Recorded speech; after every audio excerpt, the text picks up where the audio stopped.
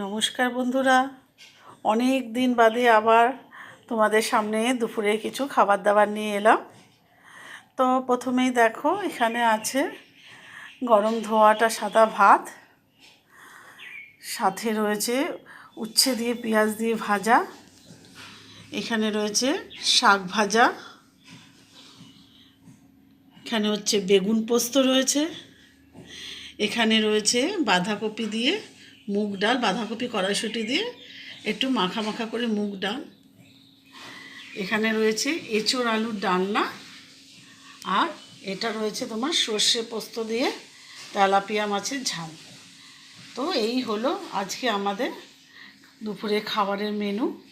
কেমন লাগলো অবশ্যই জানিও কিন্তু, হ্যাঁ? ভালো লাগলে চ্যানেলটাকে সাবস্ক্রাইব করো, লাইক করো আর আমাদের পাশে থেকো। বাই।